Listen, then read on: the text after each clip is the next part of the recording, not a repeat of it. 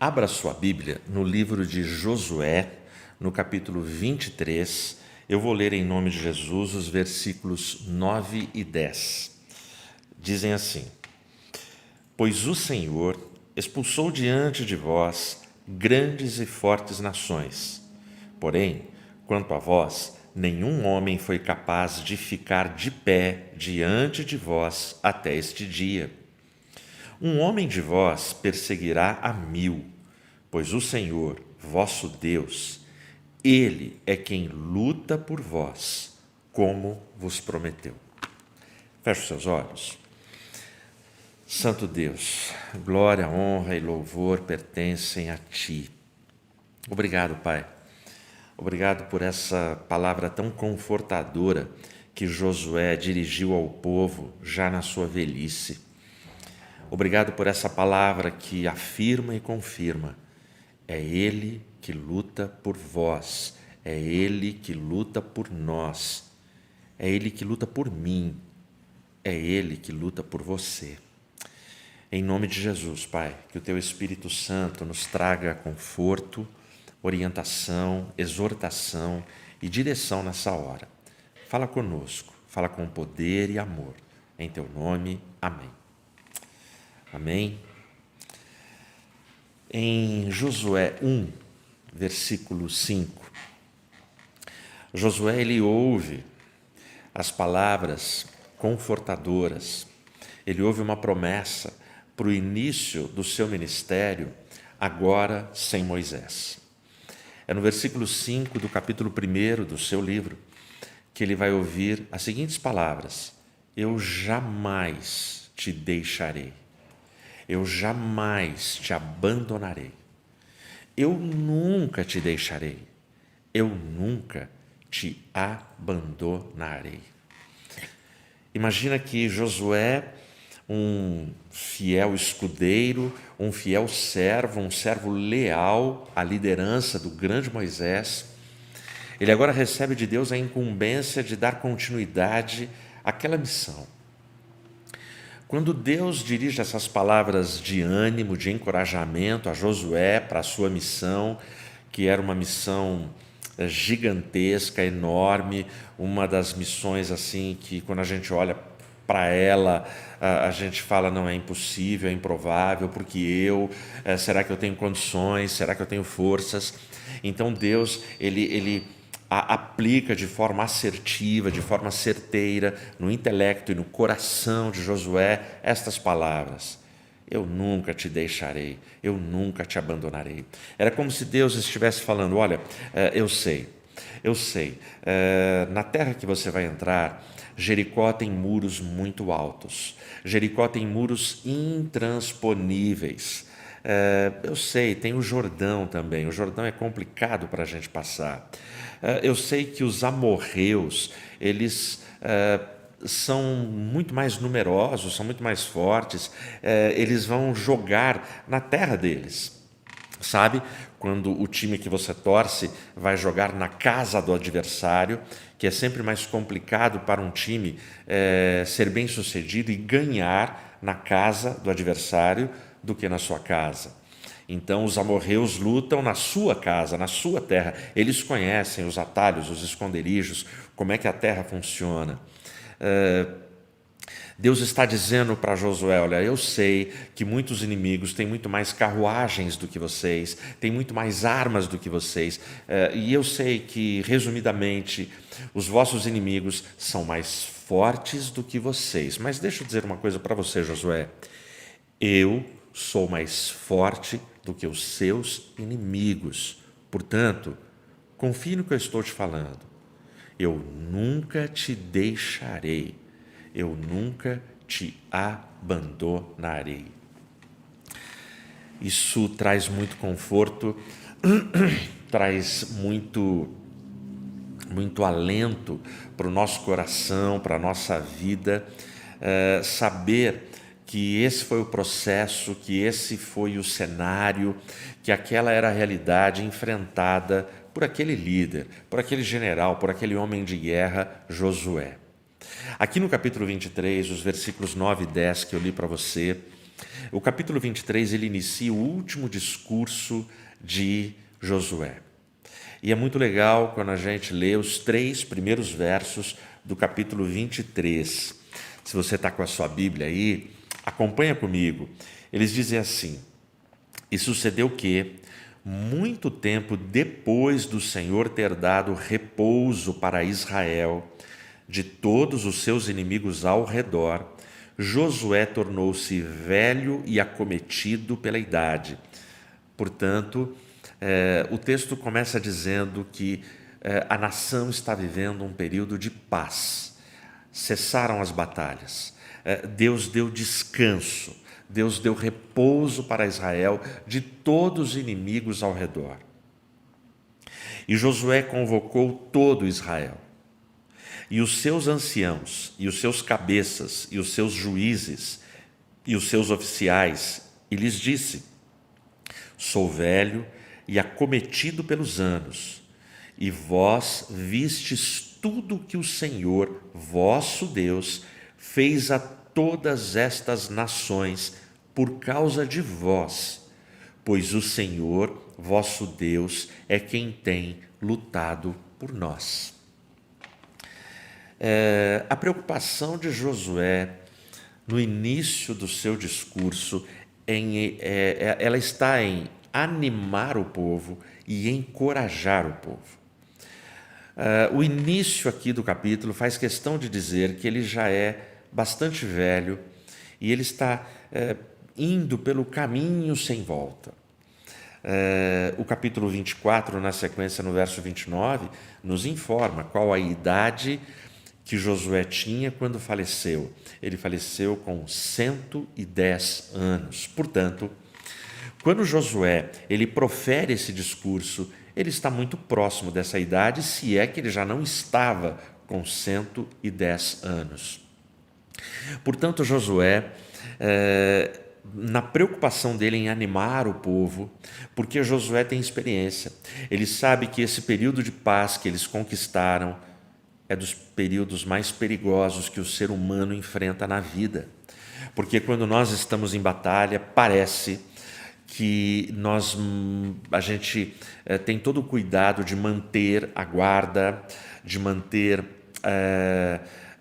essa posição de vigilância, de precaução. A gente se cerca de cuidados porque estamos sendo atacados, porque corremos riscos. E normalmente muitos homens de Deus caem nos períodos de bonança, nos períodos de paz, nos períodos de prosperidade, exatamente porque relaxam na vigília, relaxam no cuidado, relaxam nas disciplinas espirituais. Então, Josué aqui, ele já viveu bastante. Josué já viveu muita história. Josué, os últimos 50 anos da história de Israel, esses anos tiveram a participação direta de Josué para que essas narrativas fossem escritas e impressas nesse livro sagrado da fé cristã. Então, Josué, ele anima o povo. Josué, ele está falando, olha, todas as batalhas que nós enfrentamos, foi Deus. Ele tem experiência para entender que não foram os méritos dele, da sua equipe e do povo. O tempo todo no livro, se você ler atentamente o livro de Josué, cada batalha ele atribui, ele dedica os méritos, a glória e a vitória, ele acredita sempre a Deus e a intervenção de Deus. E na velhice dele, ele faz questão de relembrar o povo, olha, foi Deus, é Deus que lutou por nós, é Deus quem luta por vós, é Deus quem luta por você, Ele luta por você. É isso que ele está dizendo. E imagina quantas lembranças boas. Os muros de Jericó caíram, o Jordão se abriu, o sol parou. Inimigos bateram em retirada, fugiram, se renderam. Josué tem muita história. Josué, ele tem muitas coisas para relembrar com o povo. É um negócio assim Absurdo. E à medida em que Josué vai falando, eu fico pensando aquele povo ouvindo este ancião que é respeitado, porque Josué na sua velhice, ele quando ergue a mão, quando ele dá um sinal, o povo faz silêncio para ouvi-lo, porque a palavra dele tem legitimidade e tem autoridade. Aquele povo, aquela audiência, assim como muitos de nós estamos adaptados e acostumados a ouvir que Deus é o Criador, Deus ele é o provedor, Deus ele é o soberano, Deus é quem dá o direcionamento para a vida, Deus é o Salvador. Mas é muito interessante, quando chegamos no capítulo 23 de Josué, quando vem esta afirmação, ele luta por você. Normalmente nós pensamos em Deus como o Deus Criador, ok, está correto. O Deus Salvador, perfeito. Mas quando eu penso que Ele luta por mim, que Ele luta por você, de uma forma íntima, de uma forma pessoal, parece que tudo muda. E esse sentimento, esse desejo profundo, esse desejo da alma, ele é manifestado de forma poética e muito bem manifestado pelo salmista.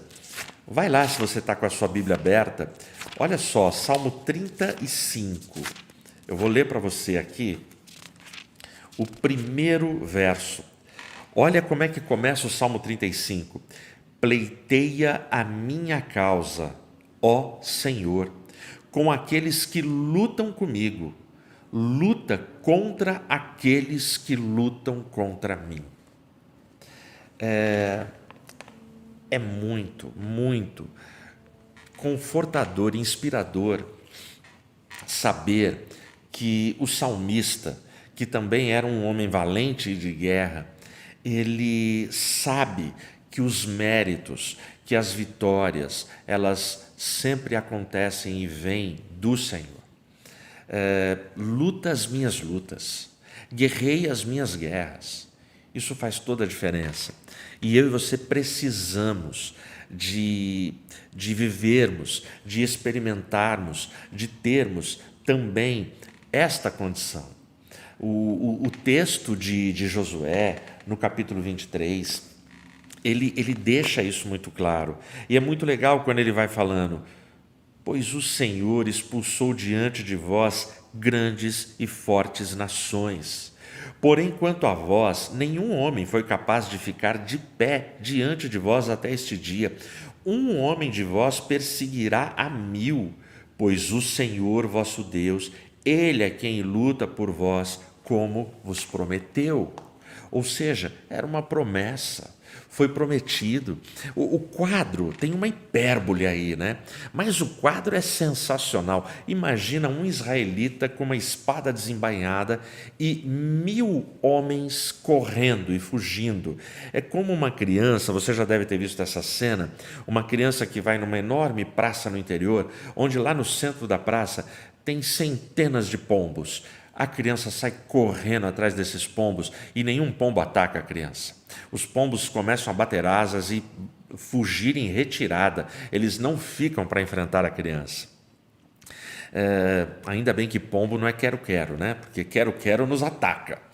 Mas olha só, o quadro é esse. O quadro que Josué pinta e coloca é esse. Olha, nenhuma nação nos resistiu, nenhum homem ficou em pé na nossa presença.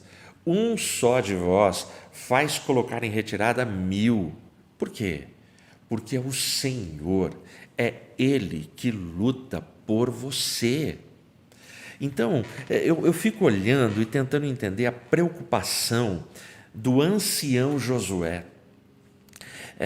Ele está perto de dormir no Senhor, ele está perto do seu falecimento, da sua morte, mas a preocupação dele, ainda na autoridade, na posição de líder, é comunicar e transmitir para a próxima geração que você precisa dar ouvidos aos mandamentos, à vontade, à direção, à soberania e ao governo de Deus. para que estas bênçãos se perpetuem e continuem na nação. Eu vou te contar a história muito recente, porque a de Josué é muito antiga, de Nadim Kouri. Quem é Nadim Kouri? Em 2000, ele e a mãe fugiram da Libéria. A Libéria enfrentava a guerra, todas as desgraças da guerra. E eles conseguiram fugir e ir para Filadélfia, nos Estados Unidos. Chegando lá, imagina, uma mulher imigrante com seu filho e procurando emprego, o máximo que ela conseguiu foi o emprego de fazer serviços domésticos, faxina, limpeza. Ela não conseguiu outras qualificações. E com isso eu não estou menosprezando o trabalho que faz uma secretária numa casa, uma faxineira, uma passadeira, uma arrumadeira. Não, não é isso. Mas no caso dela ali especificamente, foi o emprego que foi possível para ela naquele momento. Um emprego digno, um emprego que conseguiu mantê-la, ela e o seu filho. Agora, o Nadim Kouri, ele tinha, para você ter uma ideia, na época, em 2000, 13 anos de idade, ele media 1,55 m de altura, portanto, bem pequenininho. Ele pesava 45 quilos. Ele era pequeno, ele tinha 13 anos, ele era magrinho. Aí ele é filho de uma imigrante, os dois são imigrantes, os dois chegaram, são fugitivos, eles estão fugindo da Libéria e chegam na Filadélfia. Ela, mulher, ela é extremamente vulnerável, frágil, fraca, saúde totalmente desequilibrada. Os dois se tornaram alvos fáceis de bullying, de abuso, de chacota e de deboche. Ela saía para trabalhar e o Nadim Kouri ficava sozinho na vizinhança e no bairro. E aí era xingo, era empurrão, era deboche da sua vida, zoeira com ele, e era muito triste, até que chegou o dia fatal, o dia pior. 7 garotos do bairro, marmanjos, altos, fortes, pegaram ele, arrastaram ele pela neve por muito tempo, bateram muito nele e o penduraram numa cerca, numa grade de 2 metros de altura. Enroscaram ali as suas roupas e deixaram ele ali pendurado, sem condições de sair. Nadim Kouri, ele sobreviveu. Ele não morreu, embora quase. E ele só não sofreu mais, mais atentados e mais violências como essa, porque um dos seus agressores foi de uma burrice incrível. Burrice essa que muita gente hoje em dia, que se julga inteligente, comete. O que um dos agressores fez? Filmou a agressão, filmou arrastando ele na neve, filmou batendo, filmou pendurando na cerca e era um troféu. Publicou e postou no YouTube. O vídeo viralizou. E um homem, um cidadão ali da Filadélfia, um senhor, que viu a cena no seu final, também filmou e aí ele denunciou. Ao denunciar, a polícia foi acionada, a polícia investigou o vídeo que o agressor publicou e os 7 agressores foram identificados, foram julgados, foram condenados e terminaram presos. E isso foi notícia em toda a Filadélfia. Por causa de toda essa repercussão, o Nadim Kouri não sofreu nenhum tipo de agressão de ninguém mais ali onde ele morava e a vida seguiu. Bom, como a história ela teve essa repercussão toda, uma TV local ali na Filadélfia, um programa de TV, convidou Nadim Kouri para uma entrevista e ele foi. Quando ele estava na entrevista, o papo está indo, ele está narrando toda a situação que ele enfrentou, aí eles começaram a exibir o vídeo do YouTube para ele poder ver, para todo mundo que estava assistindo poder entender do que eles estavam falando, caso alguém ainda não tivesse visto, e se ele quisesse fazer algum comentário. E ele concordou, ele deixou que passassem o vídeo. Durante a exibição do vídeo, no programa ao vivo, ele se fez de forte, ele tentou se fazer de forte e ficou assistindo ali firme. Mas quando a câmera dava closes no seu rosto, era possível perceber o lábio inferior dele tremendo à medida que a violência era desenvolvida e ele via a cena dos seus agressores e de tudo que ele enfrentou. Ao final do vídeo, ele chorava e o entrevistador perguntou para ele: Nadim, você quer falar alguma coisa? Ele só conseguiu dizer uma frase e a frase dele foi assim: o meu maior medo é que da próxima vez a próxima vítima pode ser ainda menor do que eu.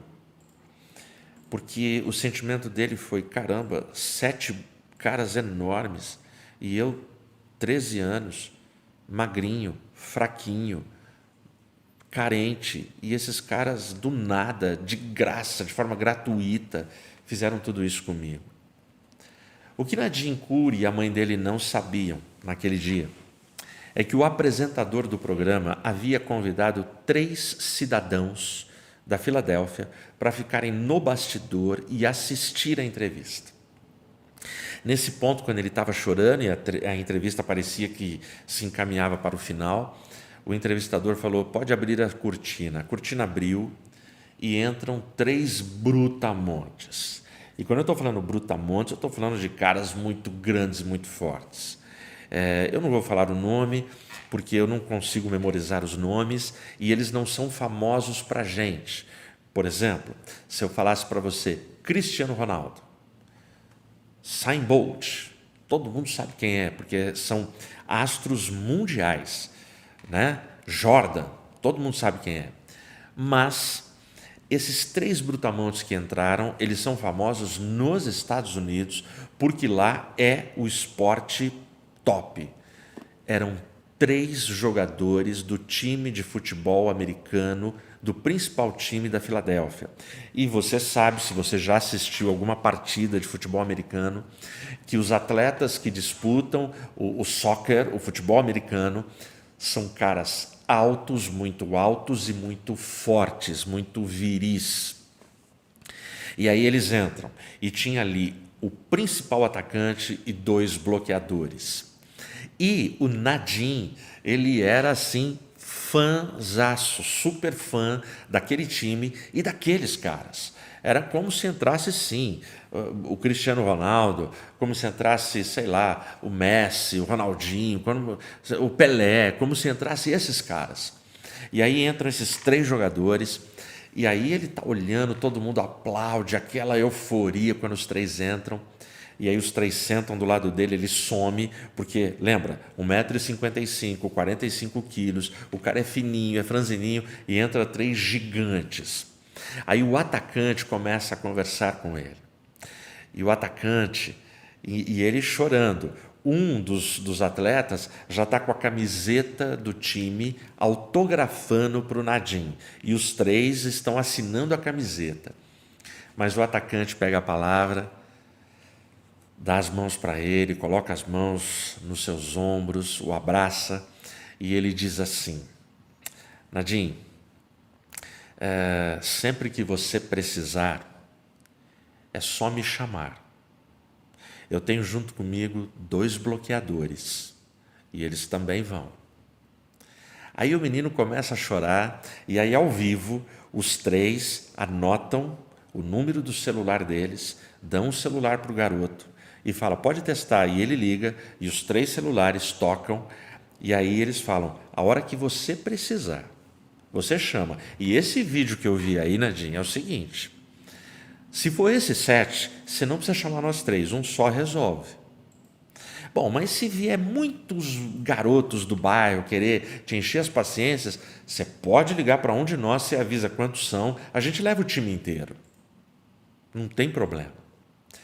E aí é choro, é abraço, é aplauso.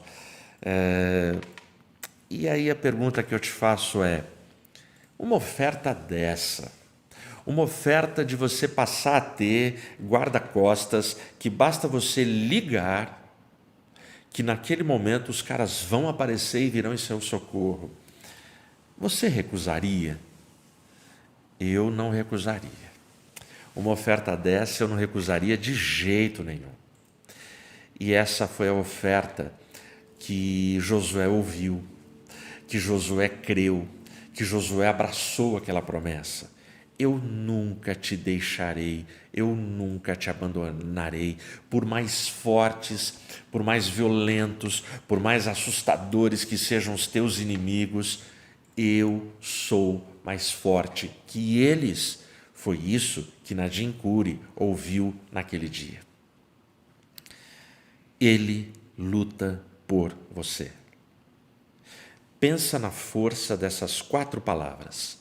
Ele luta por você. Quem é ele? Ele é eterno, é infinito, é invencível. Ele não conhece derrota, ele é todo-poderoso, ele é suficiente, ele é inconquistável, ele é Rei dos Reis, ele é Senhor dos Senhores, ele é o Criador do universo, ele é quem manda na história, ele é o Senhor do tempo e da vida. Ele luta. Luta é a segunda palavra. Como é que ele luta? Ele envia anjos, ele para o sol, ele fecha a boca dos leões, ele te livra da fornalha, ele faz você andar sobre as águas, ele afoga Faraó, ele acaba com todos os seus inimigos e coloca-os para correr, ele luta por é a 4ª palavra, por sua saúde, por sua família, por seu emprego, por sua fé, por sua devoção, por sua santidade. Ele luta por você, a 4ª palavra, isso, você. Você com todo o seu passado ruim, com o seu passado manchado, você com suas fraquezas, você com seus defeitos, as suas tentações, as suas quedas, as suas decepções, as suas frustrações, as suas vergonhas, você com sua história, seja ela torta, seja ela vergonhosa, de altos e baixos, ele luta por você. É isso que ele faz. E é isso que Josué conta no capítulo 23. É isso que Josué traz para mim e para você no capítulo 23. Josué, ele está preocupado em passar essa mensagem. Atenção, nação. Atenção, povo de Israel. Ele luta por você. E no capítulo 23, se a gente segue no discurso, ele vai dizer: contanto que vocês não se apartem, nem para a direita, nem para a esquerda, que vocês não se afastem do livro da lei, que vocês não se deixem seduzir pelos deuses pagãos destes povos em redor, que vocês não se curvem a eles, mas que vocês se rendam e sejam fiéis a este único e suficiente Deus, o único Deus verdadeiro que nos trouxe até aqui e que luta por nós. Se formos fiéis, Ele continuará fiel a nós, mas se nós nos voltarmos a outros deuses, então Ele também nos abandona. É só você ler o discurso e esta verdade, esta lógica está posta e está colocada para aquele povo. Mas a grande mensagem que Josué, ele dá ênfase e ele quer reforçar, porque ele sabe que agora ele vai partir, ele sente, ele percebe que ele está perto da sua morte, e a preocupação dele é: o povo, os meus filhos, os meus parceiros, os meus amados, eles precisam continuar fiéis. Esse é o sentimento de todo pai, de toda mãe. Todo pai e toda mãe, a grande preocupação é: se eu partir, quem cuidará dos meus filhos? O que será desse povo? O que será dessa gente? Portanto, Josué, ele está passando isso, olha, ele luta por você. Ele luta por mim. Ele luta por cada um de nós. Concluindo, ao longo desse discurso e chegando no final do livro, a grande verdade que Josué está passando para aquele povo de tantas batalhas, aquele povo de tantas lutas, aquele povo que viu tanta guerra, tanto sangue, aquele povo que teve que se dedicar demais, se esforçar demais para conseguir conquistar tantas coisas, aquele povo que poderia estar orgulhoso das conquistas, porque agora estamos vivendo tempo de paz com os povos ao redor. O que Josué está deixando claro para aquele povo é: não são vocês que lutam por Deus, mas é Deus que luta por vocês. Não é você que luta por Deus, é Ele que luta por você. E é justamente esta verdade cristalina que nos sustenta, que nos garante e que nos dá a vitória. Ah, pastor Ed, mas isso foi lá com Josué. Isso é uma história bonita lá para Josué. Aconteceu muito tempo antes de Cristo. Glória a Deus que o autor da carta do livro, carta para uns, livro para outros, o autor aos Hebreus, no capítulo 13, versículo 5, ele faz questão de relembrar as mesmas palavras que foram ditas a Josué. 13, 5 de Hebreus. O autor vai dizer que aquelas palavras valem para mim e valem para você. Eu nunca te deixarei, eu nunca te abandonarei. É por isso que ele luta por você. Portanto, não o deixe, não o abandone, mas abrace esse Deus invencível o quanto antes. Que Deus te abençoe.